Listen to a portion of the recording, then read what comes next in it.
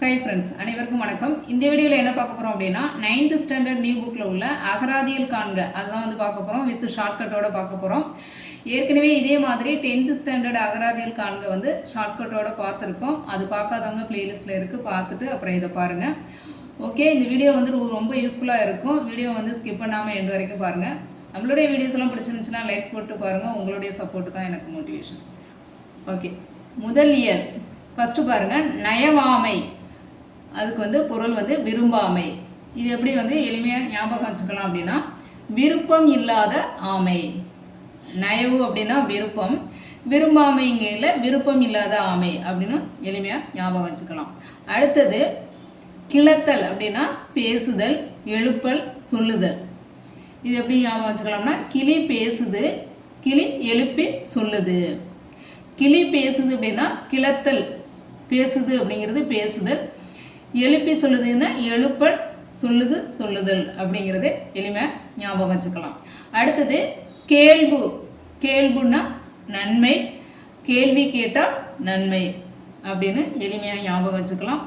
அடுத்தது புரிசை அப்படின்னா மதில். புரியாத சைடில் மதில் இருக்குது, புரியாத அப்படிங்கிறது புரிசை, சைடில் மதில் இருக்குது, புரிசைனா மதில். அடுத்து பாருங்கள் செம்மல். இதுக்கு வந்து பொருள் அதிகமாக இருக்குது. அரசன், அருகன், தலைமகன், பழம்பூ, புதல்வன், பெருமையில் சிறந்தோம், உள்ள நிறைவு, நீர் தருக்கு அப்படின்னு சொல்லிட்டு மீனிங் வந்து அதிகமாக இருக்குது. இதுக்கான வந்து ஷார்ட்கட் பார்க்கலாம். என் புதல்வன் செம்மையானவன், அருமையானவன், நாட்டின் தலைமகன், அரசன், பூ பழம் போன்று மென்மையானவன், அதனால் பெருமை அடைந்தோம், நிறைவு அடைந்தோம், அவனிடம் நீர் போல குளிர்ச்சியும் பெரியவர்களிடம் தருக்கு இல்லாத பணிவும் உண்டு. சிம்பிளாக வந்து என்னுடைய புதல்வன் வந்து செம்மையானவன், செம்மல், அருமையானவன், அருகன், நாட்டின் தலைமகன், தலைமகன் வரும், நாட்டினுடைய அரசன், அப்போ அரசன், பூ பழம் போன்று மென்மையானவன், அப்போ பழம்பூ, அதனால் பெருமை அடைந்தோம், பெருமையில் சிறந்தோம், நிறைவு அடைந்தோம், உள்ள நிறைவு, நீர் போல குளிர்ச்சி அப்படின்னு நீர், பெரியவர்களிடம் தருக்கு இல்லாத பணிவு, அதாவது கர்வம் இல்லாத பணிவு உண்டு அப்படிங்கிற மாதிரி ஞாபகம் வச்சுக்கலாம். இது வந்து சிம்பிள் தான். இது ஒரு டைமுக்கு 2 டைம் பார்த்தீங்க அப்படின்னா எளிமையாக இருக்கும். புதல்வன் வந்து செம்மையானவன், அருமையானவன், அவன் வந்து நாட்டிற்கு தலைமகனாக இருக்கான், அரசனாக இருக்கான், பழம் போன்று மென்மையானவனாக இருக்கான், அதனால் நாங்கள் வந்து பெருமை அடைந்தோம், நிறைவு அடைந்தோம், நீர் போல குளிர்ச்சியும் பெரியவர்களிடம் தருக்கு இல்லாத பணிவும் உண்டு. ஒரு பையனை பற்றி ஃபுல்லாக சொல்கிறது மாதிரி ஷார்ட்கட். ஓகே, அடுத்தது இது வந்து இயல் 1 முடிஞ்சிருச்சு. அடுத்தது இயல் 2 பாருங்க. கந்தி, கந்தகம், கழுகு, தவப்பெண், வாசம்.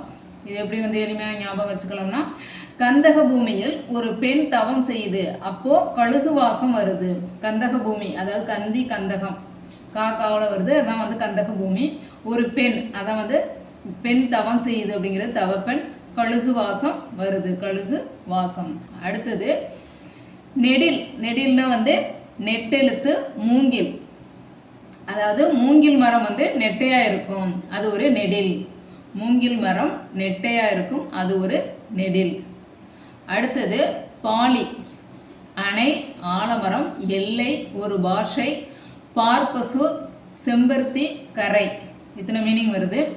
இது எப்படி வந்து ஷார்ட்கட் என்ன அப்படின்னா, பாலி கட்டி ஆலமர எல்லையில் பாசை பேசுகிற பார்ப்பசு செம்பருத்தி கரையோடு நின்றுச்சு. பாலி கட்டி அப்படின்னா, பாலினா பாலி, கட்டிங்கிறது அணை, அணை கட்டுறோம் அப்படின்னு சொல்கிறோம்ல, அணை. பாலி கட்டி ஆலமர எல்லையில், ஆலமரம் எல்லையில் ஒரு ஆலமரம் இருக்குது, ஆலமர எல்லையில் ஒரு பாசை பேசுகிற, அதாவது பேசுகிற பஸ்ஸு, ஏதோ ஒரு பாசை பேசுது. அப்புறம் அம்மாங்கிற பாசன்னு கூட ஞாபகம் வச்சுக்கலாம். பாசை பேசுகிற பசு வந்து அது மேலே வந்து செம்பருத்தி கரை இருக்குது, அந்த பசு மேலே செம்பருத்தி கரையோட நிற்கிது. அடுத்தது மகி அப்படின்னா பூமி, பசு, அதாவது மகிழ்ச்சியான பூமியில் பசுக்கள் மேயுது. மகிழ்ச்சியான பூமியில், மகிழ்ச்சி மகி, பூமியில் பசுக்கள் மேயுது. அடுத்தது கம்புல், கம்பங்கோழி, சங்கு, வானம்பாடி, அதாவது கம்பங்கோழி சங்கு ஊதும்போது வானம்பாடி பாடுது. கம்பங்கோழி சங்கு ஊதும்போது வானம்பாடி பாடுது. கம்புல், கம்பங்கோழி வந்துடும் ஒன்றா.